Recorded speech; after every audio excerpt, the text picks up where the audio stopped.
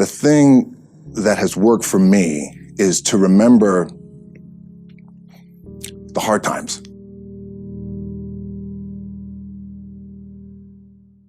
Anything big that would happen, I would always take a moment and I'd just remind myself, all right, I was evicted when I was 14. We were kicked off the island. We couldn't live in Hawaii.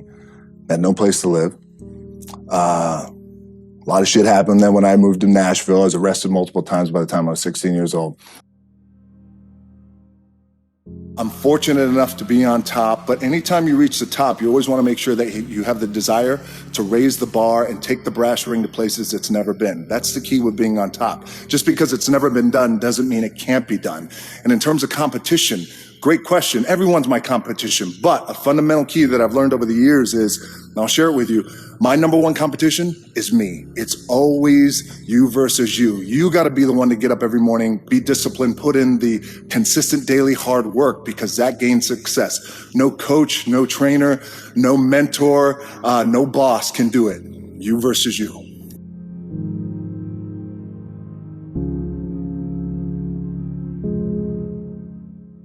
Just in terms of the struggle, what it's like to be evicted out of your apartment, what it's like to have your car repossessed and watch your parents go through that is I think is defining as a kid. And then for me too, I knew I wanted to be something, and it was important to me to be something. It was important to me that I didn't fail. What was also important was the lesson. And I didn't realize that until I got older, because, when you're in it, you're in the grind, you don't really recognize those things when you're younger, but I could recognize them now and the importance of them now. And just in terms of the drive and the determination, a lot of it was experience too. I had to educate myself, and I had to be a student of the game. Know your business. Know your business and become a student of the game, and surround yourself with brilliant people and go to work.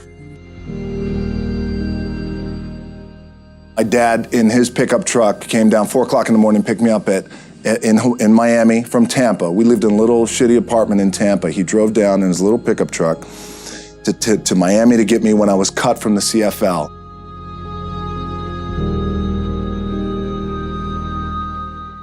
I played on great teams, though. Wait a second, this is not supposed to be my future. I'm supposed to be in the NFL right now. I'm supposed to be making a lot of coin and buying my parents shit, buying me shit, taking care of my wife, but it never happened. So I pulled out my wallet. I thought, well, let me see how much money I have. I opened it up. I had a 5, a 1, and change.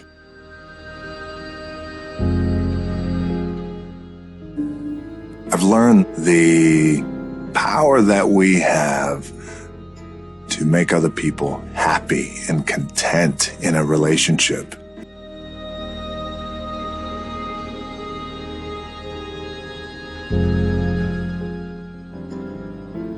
I wake up every day so grateful and so thankful that you have someone like that.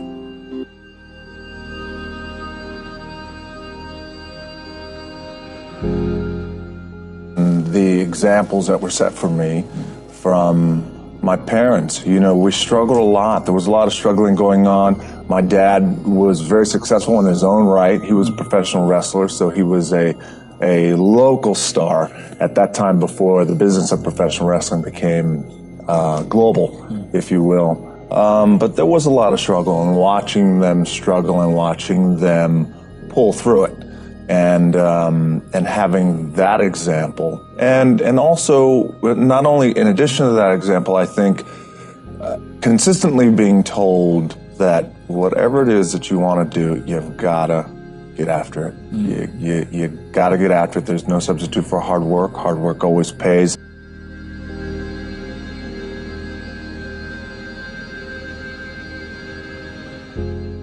Get your ass kicked. Get back up, and you put the gloves back on, and you swing away.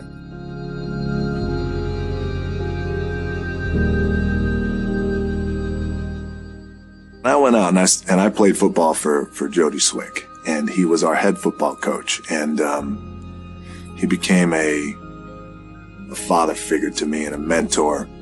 I fell in love with the game of football. My grades got better, and I started getting recruited from every college across the country. College coaches will come in. You say, there he is, Dwayne Johnson, 6'4", 250. Plays both sides of the ball. Very aggressive. My thought process started to change. That's when I started thinking about goals and what I wanted to accomplish. And I love that man. I'll never forget the impact that he had in my life.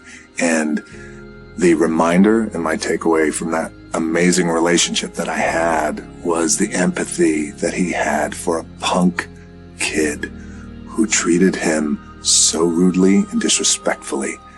He looked past that BS and said, I believe in you and I want to turn you around. Oftentimes when I see kids and they have been labeled, oh, they're punk kids. True. But there's good in them. And we got to see that potential. And I enjoy that today, seeing the potential in kids just like he did.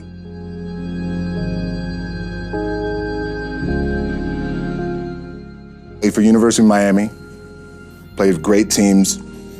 Warren Sapp, Ray Lewis, they were my teammates. They were balling. Warren Sapp was playing tight end that time. I was starting defensive tackle. Yeah, they moved him over to D-line. And he looked at me, he's like, yo, dude, I'm gonna take your spot. I said, you ain't taking my fucking spot. He said, I'm gonna take your spot. I said, no, you ain't. We battled, and he took my spot.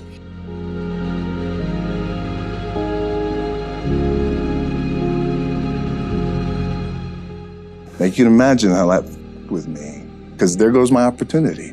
He went in, switched to defensive tackle, lit the world on fire. Well, what that did, it crushed me, it crushed my dreams. I had a piss poor senior year, zero production, no NFL, no combine invite, nothing. Finally went to the CFL, Calgary Stampeders, making $250 a week Canadian. Now I had to send that shit home to my wife at that time. Had no money. So I remember that. When I got cut from Canada, I had $7 in my pocket. And I always tell that story. So now my production company is $7, advertising agency is $7, everything is $7. So I always remember that. What helps me is to keep the hard times in the front of my mind, because it allows me to go into these big moments that I've worked my ass off, and you guys have worked your ass off. It allows me to go into these big moments with a different perspective. I think one of the keys is remember where you came from, keep that shit in the front of your mind.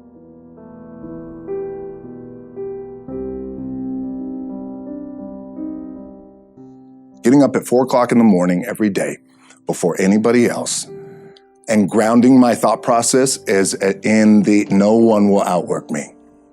No one.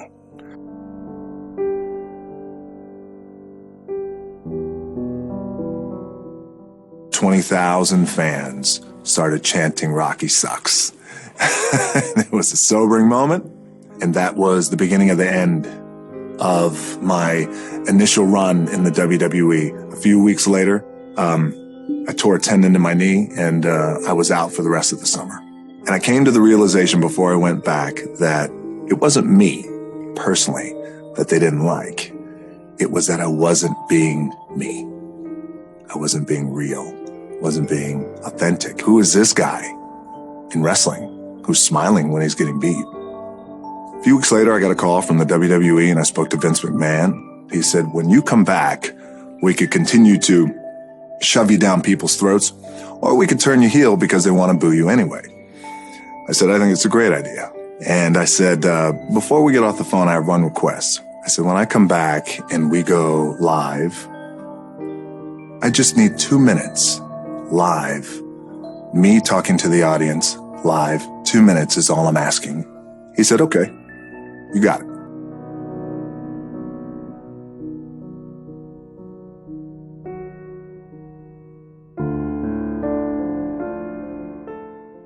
And the greatest lesson about that is Be you. Be yourself. Whether it's in entertainment, whether it's out in public, whether you're a celebrity or not, whatever. And the most powerful thing you can be is yourself. I found that with depression, one of the most important things you could realize is that you're not alone. You're not the first to go through it. You're not going to be the last to go through it. And oftentimes it happens. You feel like you're alone, and you feel like it's only you, and you're in your bubble. And I wish I had someone at that time who could just pull me aside and, hey, it's going to be okay. It's going to be okay. So I wish I knew that. Just got to remember. Hold on to that fundamental quality of faith. Have faith that on the other side of your pain is something good.